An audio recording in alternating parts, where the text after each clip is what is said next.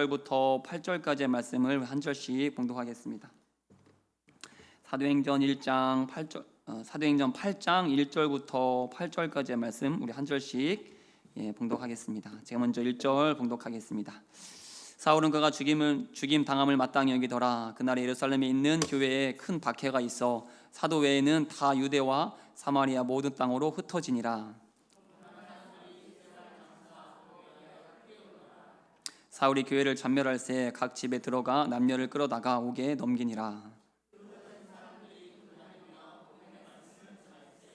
빌립이 사마리아 성에 내려가 그리스도를 백성에게 전파하니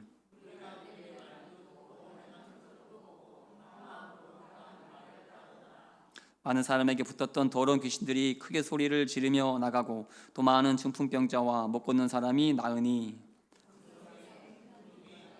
아멘. 한번은 지난주에 기도하는데 언젠가 제가 소개했던 깨어진 그릇이라는 책을 보면 그 책에 나오는 아프리카의 한 선교사님의 간절한 기도 제목이 불쑥 기도 중에 떠올랐습니다. 이 선교사님은 어디 있는지 잘 알지도 못한 아프리카의 부룬디라는 나라, 혹시 부룬디라는 나라 들어보셨습니까? 처음 들어봤는데 그 나라에서 한평생 한센인을 대상으로 사역을 하시다가 또 간암 선고를 받았지만 그럼에도 한국에 돌아와서 어렵게 치료를 받아서 회복하자마자 다시 부룬디로 돌아가셔서 여전히 한센인 대상으로 사역을 온전치 못한 몸으로 사역을 감당하고 계신 분이었습니다. 그런데 그분은 불편한 몸으로 계속 사역을 감당하시면서 늘 하나님께 이렇게 기도했다고 합니다. 기도 제목이 이건데, 주님, 저는 주님께서 쓰시는 더러운 걸레가 되고 싶습니다 라는 제목으로 늘 기도했다라는 거죠. 주님, 저는 주님께서 쓰시는 더러운 걸레가 되고 싶습니다. 그런데 누가 더러운 걸레로 쓰임을 받고 싶겠습니까? 그럼에도 선교사님의 간절한 소망은 하나님께 쓰임을 받을 수만 있다면 그것이 걸레라도 괜찮다라는 그런 고백 아니겠습니까? 그만큼 끝까지 하나님께 쓰임 받고자 하는 그 간절한 소망을 담은 선교사님의 기도의 제목이 아니겠습니까? 그런데 기도 중에 이 선교사님의 기도 제목이 제 마음 가운데 불쑥 생각이 났습니다. 그리고 마치 하나님께서 제게 이렇게 물으시는 것처럼 마음 가운데 들렸습니다. 너도 걸레여도 괜찮냐? 내가 너를 걸레로 써도 너 괜찮겠니? 라고 물어보시는 것 같았습니다. 제가 뭐라고 답을 했을까요?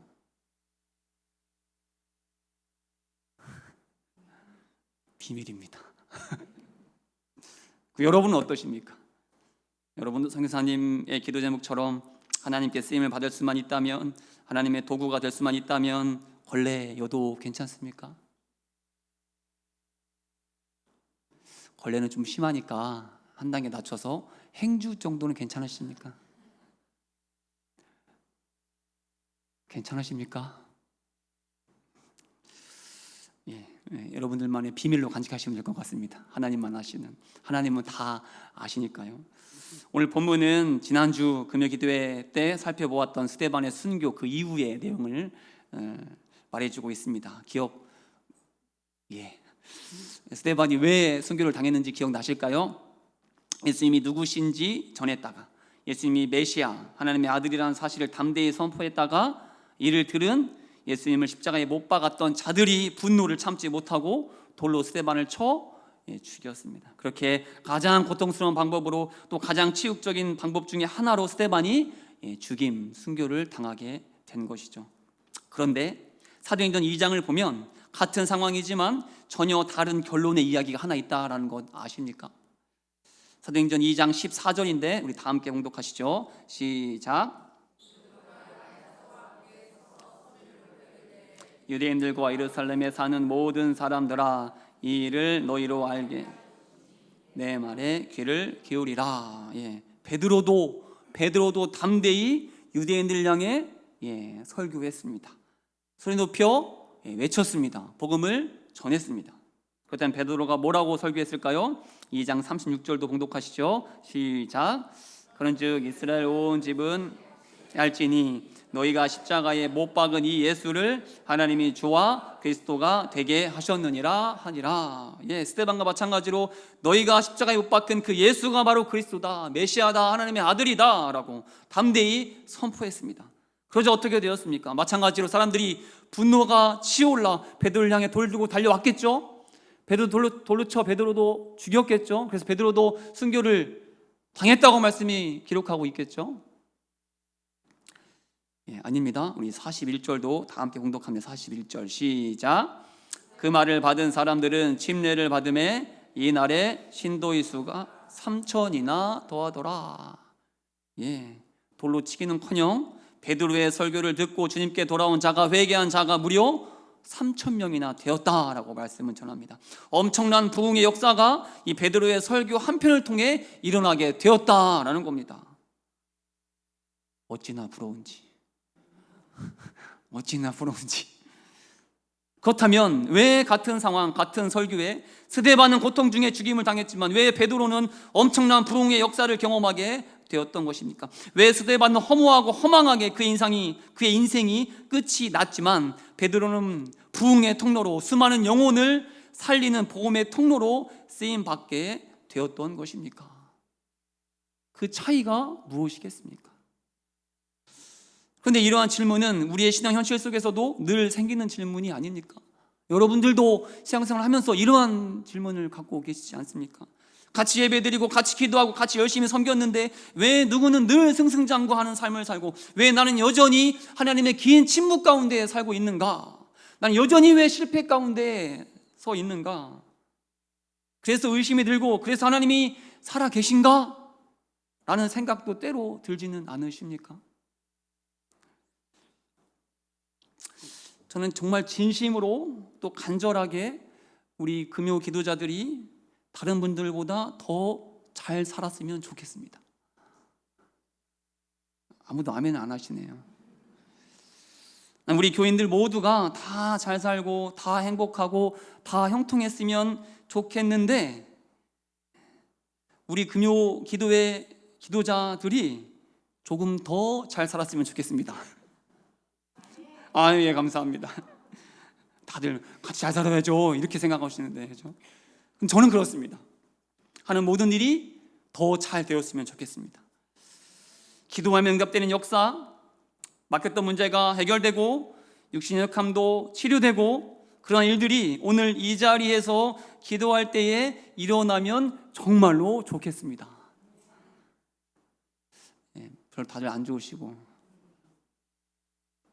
그래서 늘 저는 설교하러 올라오기 전에 오늘 오신 금요 기도회 기도자들이 하나님의 특별하신 은혜를 누리게 해달라고, 우리 금요 기도자들이 누릴 수 있는 하나님이 주신 특별한 일을 경험하게 해달라고 정말 간절히 기도하고 이 자리에 올라옵니다.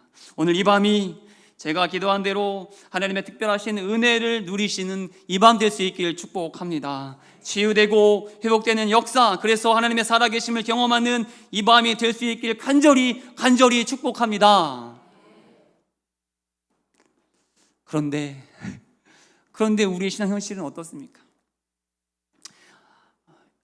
제 기도발이 잘 들지 않는 것 같은지 모르겠지만 지금 당장 우리의 현실은 기도한 자나 그렇지 않은 자나 크게 달라진 것이 없는 것처럼 보인다는 것, 그게 우리 현실 아닙니까? 아니 때로는 그렇지 않은 자들이 더 하나님의 평안과 하나님의 형통을 누리는 것처럼 보이기도 하지 않습니까? 그래서 실망하기도 하고 기도해서 뭐하나 싶은 마음도 때로는 들지 않으십니까? 지금 우리의 현실이 베드로와 같다면 이런 질문은 덜할 텐데, 지금 나의 상황이 스데반과 같다면, 그래서 고난과 문제와 아픔 속에 있다면 이런 원망 섞인 질문들이 우리의 믿음을 사정없이 흔들고 그래서 우리를 더 깊은 의심 가운데에 빠져들게 하지 않습니까? 그런데 어떻습니까? 베드로와 비교해서 스데반의 인생이 정말 허무하게 끝이 났습니까? 그의 결말이 정말로 남긴 것 하나도 없는 무의미한 삶이었습니까? 걸레같이 보잘것없는 인생으로 그의 삶이 막이 내려졌습니까? 물론 겉으로 보기에는 스데반의 죽음이 참 무기력하고 무의미해 보일 수도 있습니다. 아무런 결실을 맺지 못한 안타까운 죽음처럼, 쉽게 말하면 개죽음처럼 보일 수도 있습니다. 실제로 스데반이 살아있을 때 어떤 자였는지 6장 8절 보면 이렇게 전하는데, 다 함께 봉독하시죠. 시작.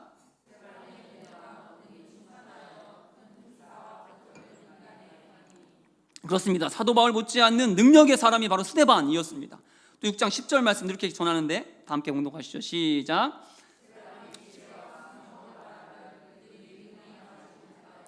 오히려 스데반은 사도 바울과는 다르게 말에도 능력이 있었습니다. 스데반은 마치 사도 바울과 말 잘하는 누가 떠오르죠? 훌륭한 성경 교사인 아볼로를 합친 것 같은 사람이 스데반이 아니었을까 싶습니다. 그렇다면 그가 죽지 않고 더 오래 살았다면, 더 많이 설교하고 또 더 많은 곳에서 복음을 전했다면 얼마나 많은 일을 할 수 있었겠습니까?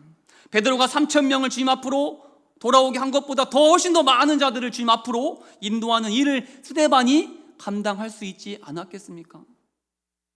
그런데 그런 스데반이 죽었습니다.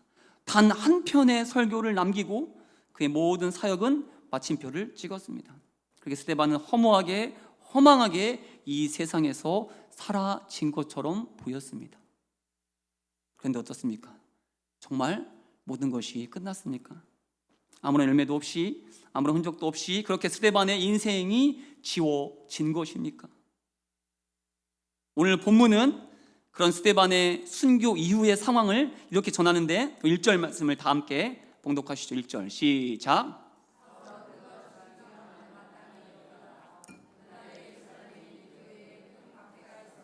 사도 외에는 다 유대와 사마리아 모든 땅으로 흩어지니라. 박해로 인해 믿는 자들이 온 땅으로 흩어지게 되었습니다. 그리고 그렇게 흩어진 자들이 흩어진 곳에서 무엇을 했을까요? 4절 봉독하시죠. 시작. 그 흩어진 사람들이 두루 다니며 복음의 말씀을 전할세. 그렇습니다. 예루살렘에서 시작된 큰 박해로 인해 모든 믿는 자들이 유대와 사마리아 모든 땅으로 흩어졌습니다. 그리고 흩어진 곳에서 이들은 숨어지는 것이 아니라 두루 다니며 오히려 복음을 선포했습니다. 그래서 복음이 온 땅에 전파되게 된 것이죠. 또한 더러운 귀신도 떠나가고 많은 중풍병자와 못 걷는 자들이 낫는, 일어서는 역사도 일어나게 되었다라는 겁니다. 이 모든 일의 출발이 무엇이었습니까? 어떻게 복음이 가로막혀 있던 유대와 사마리아 온 지역으로 뻗어 나갈 수 있게 되었습니까? 또 복음의 능력으로 인한 기사와 이적이 어떻게 곳곳에서 일어날 수 있게 되었습니까? 그 출발이 어디였습니까?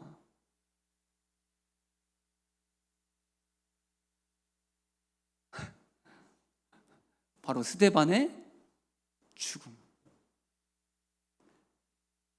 그 핍박, 그 환란으로 인해, 그래서 예루살렘에 인한 큰 박해로 인해 믿는 자들이 전국이 아니 세계 각지로 흩어지게 되었기 때문이죠. 그래서 오히려 고난이, 오히려 핍박이 복음 전파의 원동력이 되었다라는 사실입니다.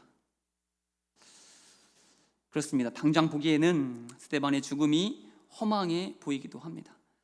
스데반의 순교가 그냥 실패처럼 보이기도 합니다. 하지만 우리 하나님께서는 스데반의 죽음을, 순교를 결코 헛되게 하지 않으셨습니다. 아니, 오히려 하나님께서는 스데반을 하늘의 미랄로 사용하신 겁니다. 하늘의 미랄이 땅에 떨어져 죽을 때에, 썩어질 때에, 그때에 비로소 많은 열매를 맺는 것처럼 하나님께서는 스데반의 죽음을 통해 수많은 복음의 열매를 맺게 하셨다라는 사실입니다. 그러니 스데반의 죽음은 결코 허무한 것이 아니라는 것이죠. 결코 실패한 인생도 아니라는 것입니다.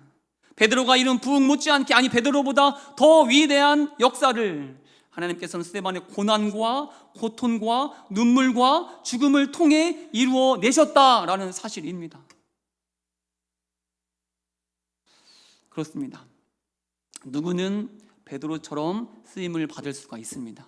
또 누구는 스데반처럼 쓰임을 받을 수도 있는 거죠. 그래서 누구에게는 환란이, 또 때로는 고난이 일어날 수도 있습니다. 반대로 누구에게는 축복과 눈부신 부흥의 역사가 일어날 수도 있는 것이죠. 그럼 이때 우리가 해야 할 것은 무엇이겠습니까? 같은 상황에, 같은 일에 다른 결과가 일어날지라도, 그럴지라도 베드로를 부러워할 것이 아니라, 금그릇, 은그릇도 부러워할 것도 아니라, 또 깨끗한 손수건으로 쓰임 받는 것을 배합할 것도 아니라 주님, 저는 주님께서 쓰시는 더러운 걸레가 되고 싶습니다 라고 간절히 기도했던 이 아프리카의 선교사님처럼 나를 통해서도 일하실 그 신실하신 하나님을 기대하며 오늘을 믿음으로 살아내는 것, 지금의 고난을 통해서도, 오늘의 환난과 핍박을 통해서도, 또한 지금의 나의 연약함과 나의 부족함을 통해서도 우리가 상상도 하지 못할 일을, 또 우리가 기대도 하지 못했던 일을 이루어내실 하나님을 믿음으로 오늘을 살아내는 것이 지금 우리에게 필요한 한 가지라는 사실입니다. 그럴 때 우리 하나님께서는 그런 우리를 통해 작정하신 일을 이루어내실 줄 믿습니다. 우리의 순종을 통해 풍성한 열매를 거두어 내실 줄 믿습니다. 바로 오늘 본문 8절의 말씀처럼 말입니다. 8절을 다 함께 다시 한번 봉독하시죠. 시작.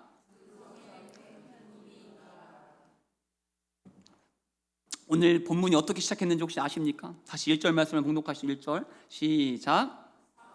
그가 죽임을 당함을 마땅히 여기더라.